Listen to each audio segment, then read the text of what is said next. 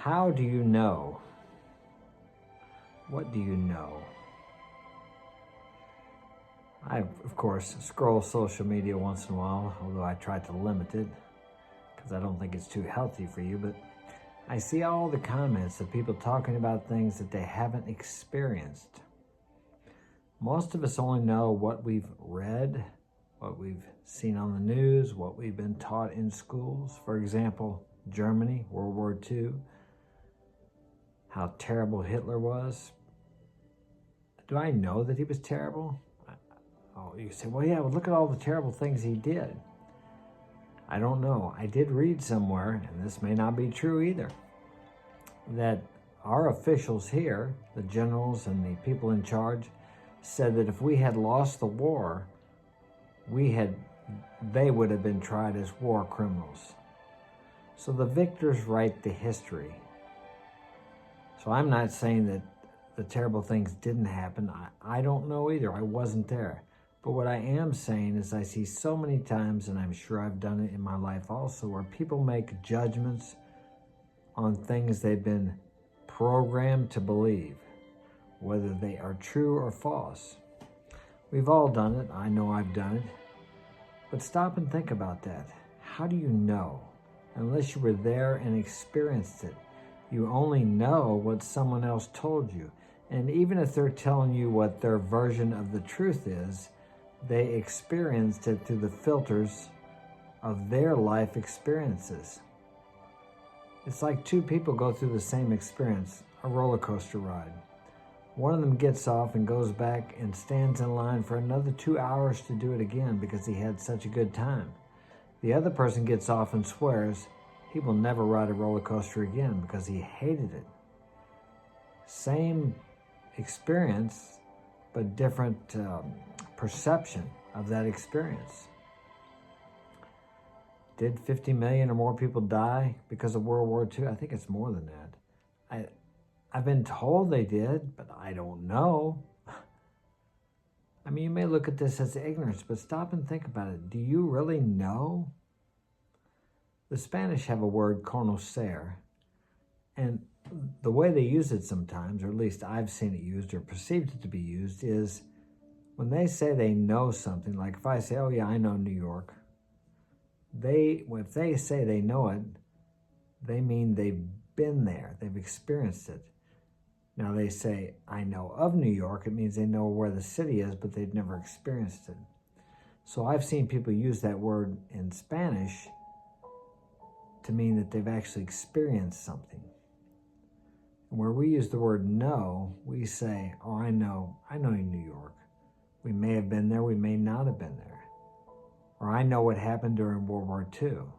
I don't know. Honestly, I know what I was taught, I know what I've read. That's all I know. But do I really know that's true? No, I don't. And so many things. Let's take the, I guess, can you talk about that now? The dreaded pandemic we had the last 4 or 5 years ago. Was there such a thing? Some people would say, well, how ignorant can you be? We shut everything down, we did this, we did that. But to be honest with you, I didn't experience any of the terrible things that other people did. Now, am I saying they're liars? No, I'm not. But did they experience it because they believed it was real or because it was real? Actually, I had a couple of the best years of my life during those times, although I didn't travel because I didn't want to comply with the masks and all that stuff. I did go to California once and I had to wear a mask, I think when I got there. And to get a haircut, I had to use a mask one time. But other than that, when I would walk into stores, I would just ignore the people telling me to put a mask on. So I didn't comply, didn't participate in what I thought was, how would I say, extreme fear. Many things mandated from fear. And then, of course, when they come out to the solution with the problem, and everybody was flocking there to get that, and now a lot of people are saying that solution ended up being the end of a lot of people that took that solution. Now, do I know that's true? No, I don't know. I really don't know. Do I know that anybody ever had that thing that was going around back in 2020 and 21? No, I'm not a doctor. I'm not a virologist. I don't know. I just know what everyone said. But I'll tell you what I do know. I know what my experience was, and I didn't see people on the streets, how would I say, dying or losing their lives to this thing. I know that I was told that people were, but I don't know.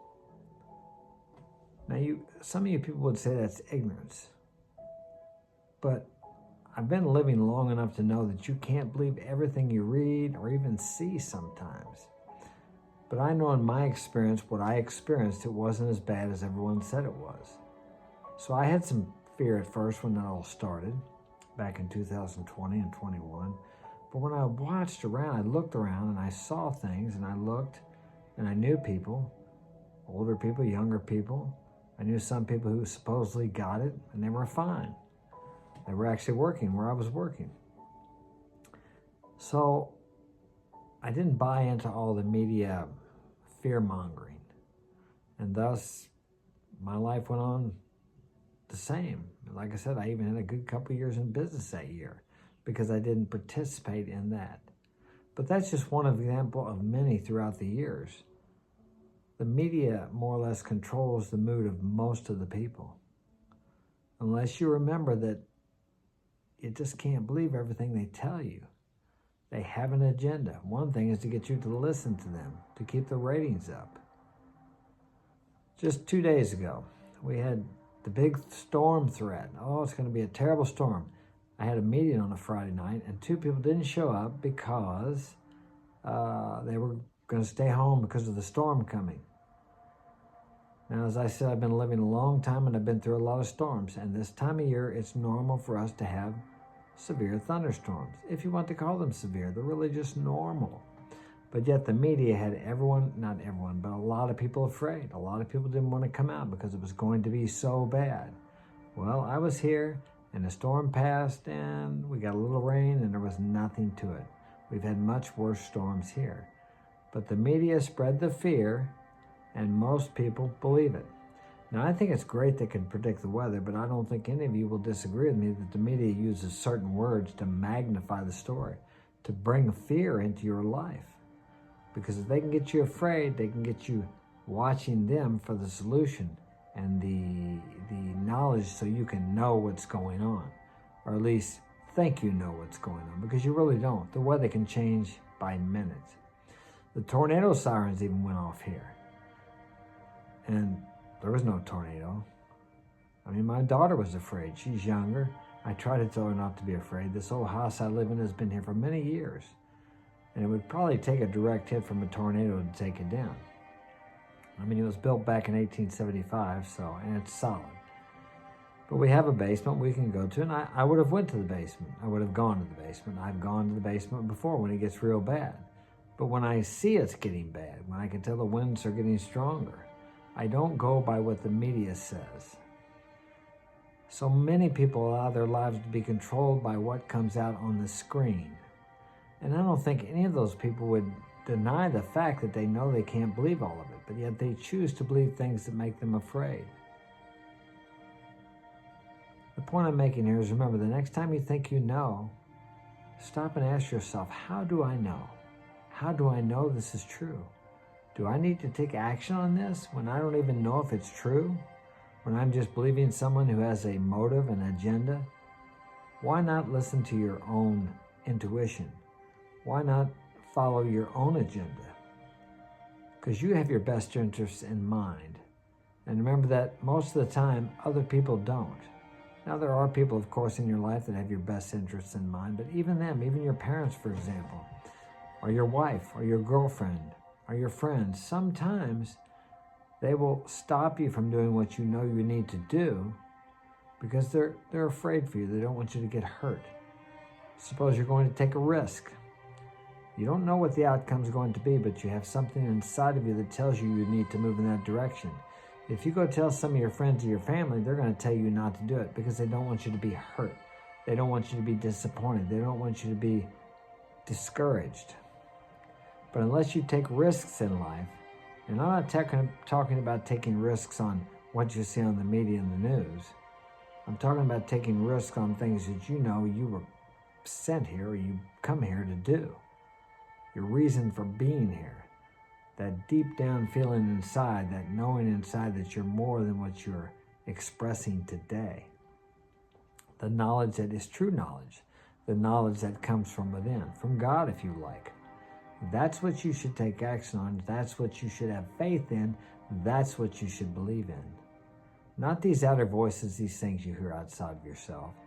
Unless you know them to be true, don't take action on all the things you hear in the media. All these sales tactics, the pushing, the prodding to get you to buy, to consume, to be afraid, to stay home, to not go out. Just remember, ask this question: how do I know this is true? And if you don't know that it is true, then take it with a grain of salt. Know the truth and it will set you free. Someone much wiser than I said that one. And to thine own self be true, because when you're true to yourself, you can be false to no other. That's all I have for today. Thanks for joining me, and take care.